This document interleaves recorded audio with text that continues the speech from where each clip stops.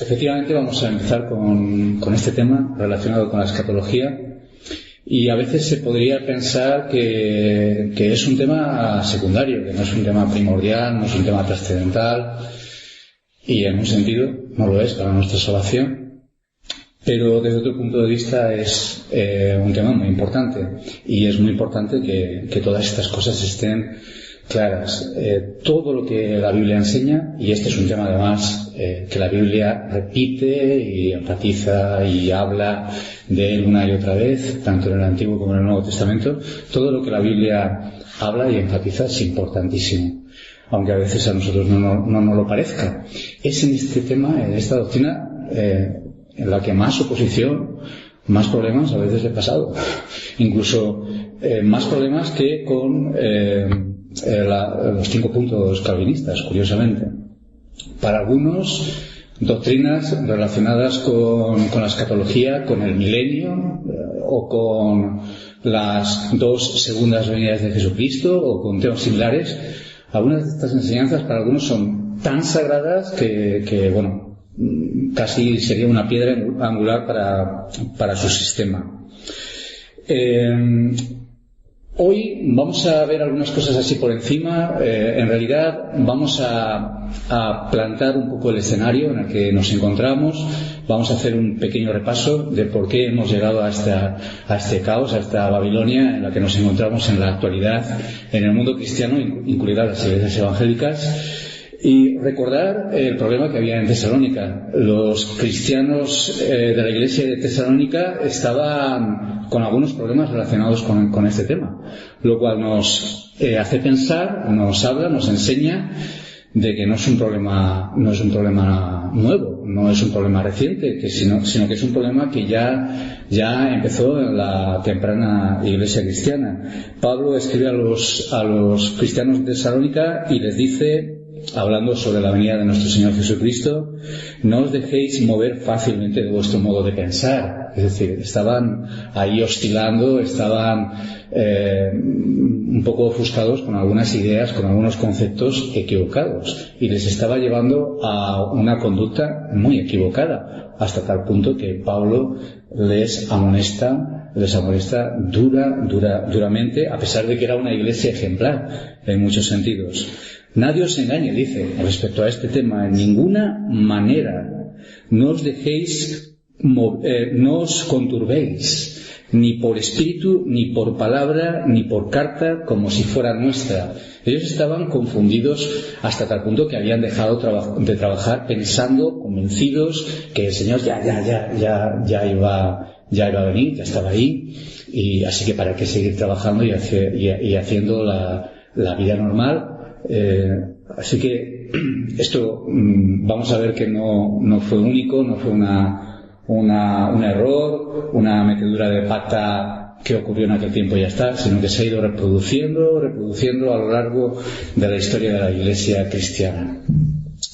Quisiera mencionar, haciendo un pequeño repaso, algunos de los errores y de las equivocaciones y de las falsedades y de los alejamientos de la verdad bíblica que han ido ocurriendo a lo largo de la historia cristiana, para situarnos y digamos que pongamos el telón de fondo en toda esta cuestión que empezamos hoy. Ya entraremos más en cuestiones más específicas, más concretas, que creo que son las que quizá más necesitamos, pero previamente es necesario poner algunas cuestiones de fondo, algunas cuestiones generales, quizá más abstractas, pero dejarlas bien claras. En primer lugar, como he mencionado, repetir que estos errores empezaron ya desde muy temprano en la historia de la Iglesia cristiana. Por ejemplo, el milenarismo no es una cosa reciente, sino que ya algunas sectas, y eran consideradas sectas de los primeros tiempos de la Iglesia cristiana, eran de tendencia milenarista, aunque eran excepciones y eran considerados como raritos en aquel tiempo. De hecho, incluso en la Reforma Protestante hubo también un avivamiento de esas tendencias milenaristas, especialmente en el ala radical de la Reforma, en las sectas, por así decirlo, de la Reforma protestante de aquel tiempo, y eran también lo mismo que en los primeros tiempos de la Iglesia cristiana, los raritos en la época de la Reforma. Hoy en día ya no es así, esto ya lo hemos visto, hoy en día ya es algo muy normalizado, ya no se ve como algo extraño, como una doctrina para mirar con mucho ojo, sino que ya es casi de lo más normal, de lo más normal, de lo más normal. De hecho, sorprendería a algunos grandes hombres de Dios que han sido milenaristas en el pasado, en el presente, y vamos a ver los que caerán, porque eso tiene mucha fuerza para la mente humana. Mencionar, por ejemplo, que gente como Arthur Pink, el famoso Arthur Pink, el gran Arthur Pink era milenarista, era premilenarista. Mencionar que Spurgeon, Charles Spurgeon era premilenarista también. Mencionar que John MacArthur, como sabéis, era premilenarista también. Ahora, ya que estoy mencionando este tema, porque esto ya, el tema del milenarismo ya entra en la antigüedad de la historia de la Iglesia cristiana, vamos a mencionar, ya de paso, antes de continuar con este tema, algunas de las diferencias que tenemos que entender en cuanto a la idea de un milenio. En primer lugar, estaría la postura que la Iglesia católica antigua, que San Agustín, que antes de la Reforma los cristianos mayoritariamente, masivamente sostenían, que era algo muy parecido al milenarismo que sostenemos y que sostienen la mayoría de los reformadores en su tiempo y la mayoría de las iglesias reformadas en la actualidad. El milenarismo es decir que no va a haber un milenio literal de 1000 años de reinado de Cristo sobre la tierra, sino que cuando la Biblia en Apocalipsis 20 habla del milenio, está hablando en un sentido simbólico de una realidad, pero expresada en terminología simbólica. Esto ya lo veremos más detalladamente, pero esa sería la postura amilenarista. Una de las posturas más antiguas también sería el premilenarismo, como hemos dicho, pero a este se le llama premilenarismo histórico, que es el que creían los antiguos, que es el que creía Spurgeon, Pink y otros, que es muy diferente al premilenarismo dispensacionalista. Esto también lo veremos detalladamente, pero es muy importante que entendamos que dentro de las corrientes milenaristas hay distinciones muy importantes, hasta tal punto de que hay algunos tipos de milenarismo como el dispensacionalista que son intragables, son increíbles, son absurdos, son totalmente contrarios a la Escritura, y luego un milenarismo más aceptable, por así decirlo, más antiguo, más sano, más bíblico, que es el premilenarismo histórico, pero que en otro sentido también tiene muchísimos problemas. Bueno, teniendo en cuenta esto, seguimos adelante y recordamos además que cada vez que había, y esto lo podéis mirar en la historia de la Iglesia cristiana, un tema muy interesante para estudiar, para mirar, libros de confianza sobre la historia de la Iglesia, se aprende muchísimo. Una de las cosas que podemos aprender, decía, al leer historia de la Iglesia antigua, es ver cómo al cambio de un siglo, cuando se acercaba el término de un siglo, inmediatamente salían todo tipo de ideas, todo tipo de alarmas y todo tipo de previsiones de venida de Cristo o de cosas semejantes, especialmente lanzadas desde este tipo de visión escatológica. Esto se ha ido repitiendo a lo largo de los tiempos, como estaba diciendo, pero especialmente quiero mencionar un tiempo que ha sido muy determinante para lo que estamos viviendo hoy en día, que fue el siglo XIX. La primera mitad del siglo XIX especialmente fue un tiempo de caldo de cultivo de todo tipo de ideologías en este sentido. Fue el tiempo en el que los adventistas surgieron, fue el tiempo en que surgieron mormones, fue el tiempo en el que empezaron a surgir los testigos de Jehová, y fue un tiempo también en que surgieron los dispensacionalistas. Y esto es muy importante tenerlo en cuenta. El dispensacionalismo actual está hermanado, está en una relación muy cercana a todos estos movimientos, dentro del movimiento evangélico, dentro de la Iglesia evangélica, pero está muy relacionado a toda esta época, a todo este tiempo y a todos estos movimientos con un espíritu similar, al menos, con algunas características que son totalmente similares entre ellos. Y quiero que os deis cuenta de cómo desde unas pequeñas aparentemente falsas enseñanzas se ha disparado toda una caja de Pandora, se ha abierto una caja de Pandora, saliendo todo tipo de enseñanzas perniciosas de lo que aparentemente parecía simplemente un pequeño error. Quiero mencionar, por ejemplo, William Miller. William Miller, según la mayoría de personas que se acercan a este hombre, el fundador de los adventistas, de los primeros adventistas, este hombre era un evangélico sencillo, una persona que aparentemente, según dicen, se había convertido, era un cristiano sincero, pero que a través de un estudio personal, pero sin ningún tipo de formación seria que le respaldase, sino un cristiano de a pie, por así decirlo, que se acerca a las Escrituras por su propia cuenta y empieza a atreverse a sacar conclusiones que ningún otro estaba sacando. Entonces él va y predice la fecha en la que Cristo iba a venir, basándose en un pasaje de Daniel, capítulo 8, que hablaba de las 2300 tardes y mañanas, y que luego el santuario sería purificado. Basándose en ese pasaje, se atrevió a dar una fecha exacta de la venida de Cristo.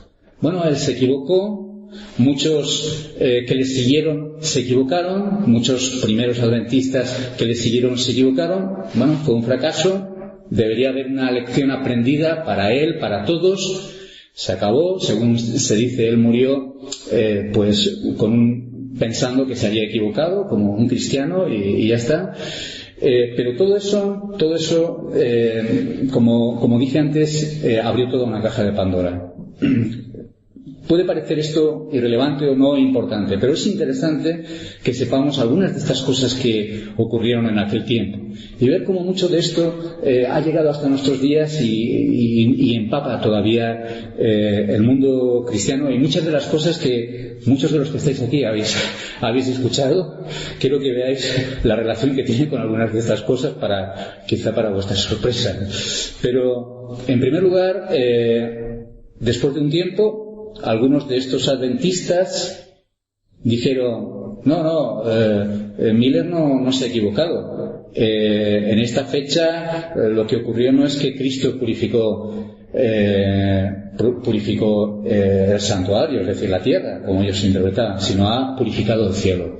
Y entonces sacaron lo que se llamó para los adventistas, lo que ellos llamaron el juicio investigatorio, en el que Cristo vino a los cielos, purificó su santuario celestial y allí hizo un juicio investigatorio de todas las religiones y dictaminó que solo los adventistas estaban en lo correcto y todos los demás estaban completamente equivocados. Eso inmediatamente dio lugar a una segunda doctrina perniciosísima, equivocadísima, terrible, que incluso los adventistas hoy en día no reconocen que enseñaron, pero que está documentado, que es la doctrina de la puerta cerrada. Cristo hizo ese juicio investigatorio, tomó esa resolución, y entonces la puerta del cielo a partir de ese momento quedó cerrada y ninguno a partir de ese momento se salvaba, porque la puerta acababa de ser totalmente cerrada. Después de esto empezaron a sacar más doctrinas, y de ahí sacaron la doctrina de que Satanás también contribuyó en la expiación. Cristo era el primer cordero que era sacrificado por el sumo sacerdote el día de la expiación, pero luego aquel que era soltado en el desierto era Satanás, que parecía también por nuestros pecados una barbaridad, pero de esto salió esta doctrina. Y más adelante ellos sacaron una interpretación de Apocalipsis 14 y el mensaje a los 3 ángeles, basado en todo este sistema de pensamiento que ellos tenían, hablando de que cada ángel venía con un mensaje, y el tercer ángel hablaba de la marca de la bestia, que el que adore a la bestia, etcétera, etcétera, todo lo que dice en Apocalipsis 14, y ellos interpretaron que esa marca de la bestia era adorar a Dios el domingo, diciendo que todos los que adoraban a Dios el domingo tenían la marca de la bestia y estaban bajo la condenación. Barbaridades impensables que salieron de un pequeño error, aparentemente un pequeño error que William Miller se sacó de la chistera en su momento. Pero sin mencionar esto, podríamos hablar de cómo Russell, el fundador de los Testigos de Jehová, absorbió todas estas enseñanzas y habló también de la venida de Cristo en 1874, 1878, 1914, 1925, 1975 y en más ocasiones que sería largo para reproducir ahora mismo. Es decir, fijaos hasta qué punto llegó un aparente pequeño error y qué importante es ir hilando recto conforme a lo que la palabra de Dios nos dice. Pues fue en todo ese contexto que surgió también la figura de Darby, que fue, digamos, el ideólogo, el gran pensador ideólogo del mundo dispensacionalista. Él sacó su propia versión del milenio, que jamás se había enseñado en la historia de la Iglesia cristiana, y sacó su propia versión de las 2 segundas venidas de Cristo, que jamás se había enseñado en la historia de la Iglesia cristiana. Y muchas de las cosas que hoy se están diciendo, lamentablemente, algunos de los disparates más ridículos que se están diciendo vienen de ahí. Porque aunque hay que reconocer que gran parte del movimiento dispensacionalista pertenece a un sector conservador, bíblico, donde hay grandes figuras y grandes hombres de Dios, hay que reconocerlo. Sin embargo, todo esto ha tenido una influencia tan grande que ha llegado a empapar el mundo pentecostal, ha llegado a empapar todo tipo de sectas, hasta tal punto de que ese fervor del siglo XIX, de primera mitad del siglo XIX, ha llegado hasta nuestros días y se ha reproducido y se ha introducido de una manera muy especial en las iglesias evangélicas a través de la figura de Nelson, Darby y de otros hombres dentro de la Iglesia cristiana que han escuchado y han propagado y han enseñado esas mismas doctrinas. Y muchas de las cosas que vosotros habéis escuchado en la iglesia anterior, en la que algunos de vosotros estabais, vienen casi de todo esto. En realidad no vienen exactamente de ahí. Vienen de una mezcla del dispensacionalismo y de una mezcla del postulacionismo. Una mezcla que un hombre de una secta confeccionó a su gusto. Cogió una cosita de aquí de los adventistas, una cosita de aquí de los dispensacionalistas, otra de testigos de Jehová y de postulacionistas, y mezcló ahí con su propia imaginación también toda una especie de potingue, que es exactamente lo que está enseñando Luis Rodas y que habéis escuchado en la actualidad. Por ejemplo, una cosa que me dijo Luismi, no me lo ha podido corroborar nadie más, pero él me dice que lo ha escuchado, de que cuando Cristo venga y ocurra el arrebatamiento, entonces el mundo pensará que está teniendo lugar una especie de invasión extraterrestre o un fenómeno extraterrestre, algo así. Es lo que me ha dicho Luismi. Si eso es así, si es lo que eso enseñaba, si eso lo habéis oído alguna vez y si eso se puede corroborar, pues es exactamente lo que esta secta enseñaba y enseña. Y por cierto hablaba también de la venida de Cristo en 1993. Así que estamos ante un fenómeno, el fenómeno de la escatología, el fenómeno de las interpretaciones relacionadas con la venida de Jesucristo y de los últimos días, en los que hoy día casi cualquier cosa se puede escuchar, casi cualquier cosa vale, y que cosas que antiguamente solamente eran enseñadas por los raros, por las sectas, por los que estaban en la periferia de la Iglesia, en sectores marginales, hoy está siendo enseñado en la periferia, en sectores marginales, en sectas, pero a veces también dentro de muchas iglesias conservadoras y bíblicas. Una cosa muy importante que tenemos que tener en cuenta para darnos cuenta de algunos errores fundamentales que se están cometiendo. Con esto seguiremos el próximo día, pero como tengo un poquito más de tiempo, mencionar algunos pasajes. Vamos a Mateo 24. Mateo 24 es un pasaje muy importante. Recordemos que casi todo lo principal, lo fundamental que podemos aprender de la escatología del Nuevo Testamento lo vamos a encontrar en Mateo 24 y sus pasajes paralelos, como son Lucas 21 y Marcos 13. Lo vamos a encontrar en Mateo 24 y lo vamos a encontrar en Tesalonicenses de una manera muy especial. También hay otros lugares, pero especialmente Tesalonicenses es básico, y Mateo 24. Pues en Mateo 24 el Señor dice una cosa fundamental sobre su venida, una cosa que es ignorada de distintas maneras en la actualidad y, como hemos visto, también en tiempos anteriores. Vamos a ver lo que dice a partir del versículo 42, Mateo 24, 42. El Señor dice, está hablando de su venida, ya ha dicho algunas cosas muy importantes, y en el versículo 42 dice, velad pues, porque no sabéis a qué hora ha de venir vuestro Señor. Pero sabed esto, que si el padre de familia supiese a qué hora el ladrón habría de venir, velaría, y no dejaría minar su casa. Por tanto, también vosotros estad preparados, porque el Hijo del Hombre vendrá a la hora que no pensáis. Primera cosa muy importante en todo esto. Fuera cualquier especulación acerca de el momento en el que el Señor puede venir. Si falta mucho o falta poco. Fuera de todo eso.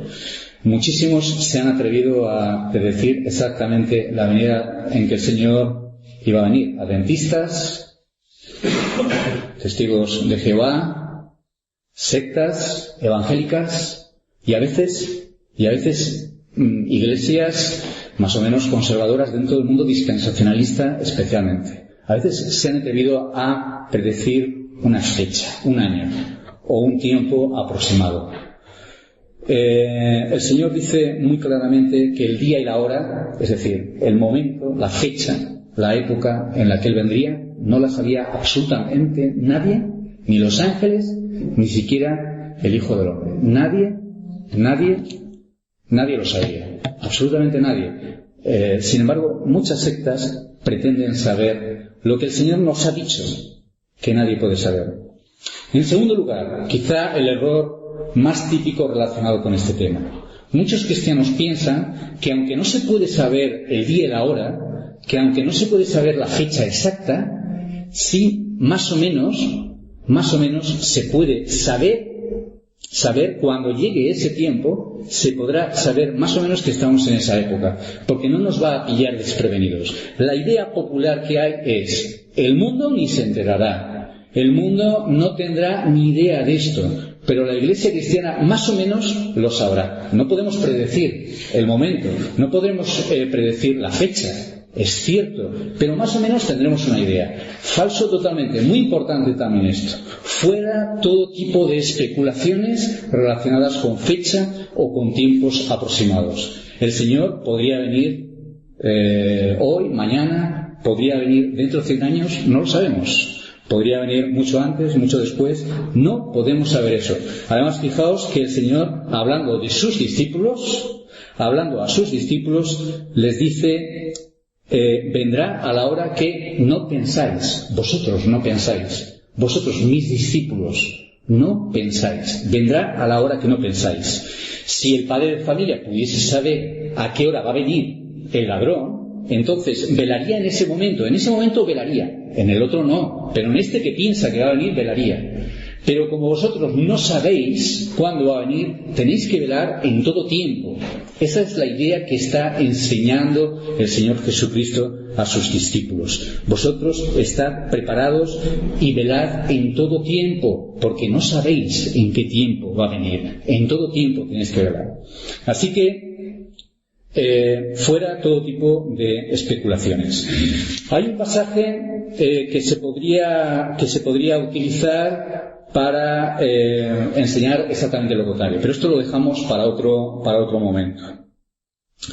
Una cuestión también muy importante que tenemos que tener en cuenta de este tema es que la Escritura, al hablar de este tiempo, al hablar de los últimos días, al hablar de la venida de nuestro Señor Jesucristo, al hablar de las cosas que han de acontecer antes de que esto ocurra, siempre nos dice velad, nos dice esperad, nos dice anhelad, nos dice orad, nos exhorta con una serie de verbos que prácticamente se podían resumir en estos que he mencionado. Esto nos enseña cuál debería ser nuestra actitud, cuál debería ser la aplicación principal que debería haber en la Iglesia acerca de esta doctrina. Esta doctrina no nos debería llevar a curiosear, a fantasear, a especular, a dejar llevar nuestra imaginación como le ocurrió a los tesalonicenses, como le ocurrió a los adventistas, a los testigos de Jehová, a los dispensacionalistas y a muchos otros a lo largo de la historia de la Iglesia cristiana. No, nos debería llevar en primer lugar a anhelar su venida. ¿Por qué? Porque como hemos dicho muchas veces, la venida de Cristo es nuestra esperanza, es nuestra salvación. Y en segundo lugar nos debería llevar a velar en el otro sentido también, porque Cristo viene, y de la misma manera que ante el juicio un cristiano está esperanzado, y de la misma manera que además de estar esperanzado está alerta, porque cuidado, el juicio viene también, así que debemos estar con eso teniéndolo muy en cuenta en cuanto a cómo andamos y en cuanto a vivimos. De la misma manera velar, porque el Señor viene y miremos que el Señor viene con su juicio, viene con su galardón, pero también con su juicio. Dice: ¿quién es pues el siervo fiel y prudente al cual puso su Señor sobre su casa para que les dé el alimento a tiempo? Bienaventurado aquel siervo al cual cuando su Señor venga lo halle haciendo así. De cierto os digo que sobre todos sus bienes le pondrá. Pero si aquel siervo malo dijere en su corazón: mi Señor tarda en venir, y comenzare a golpear a sus consiervos y aun a comer y a beber con los borrachos, vendrá el Señor de aquel siervo en día que éste no espera y a la hora que no sabe, y lo castigará duramente y pondrá su parte con los hipócritas. Allí será el lloro y el crujir de dientes. Así que el Señor viene, por un lado, desde un punto de vista con su galardón, con su recompensa, y por otro lado con su juicio, con su castigo, como llama de retribución, como dice la Escritura. Y las dos en su venida, no en dos momentos diferentes como algunos enseñan. Así que esto debería llevar sobre todo una lección moral de tipo espiritual para nuestra vida. Esto es lo principal que deberíamos aprender, que deberíamos asumir de este tema. Que cuando pensamos que el Señor viene, cuando nos adentramos en las Escrituras para estudiar, profundizar sobre este tema, esta lección fundamental esté en nuestro corazón. Que focalicemos que Cristo viene y que esta es nuestra salvación.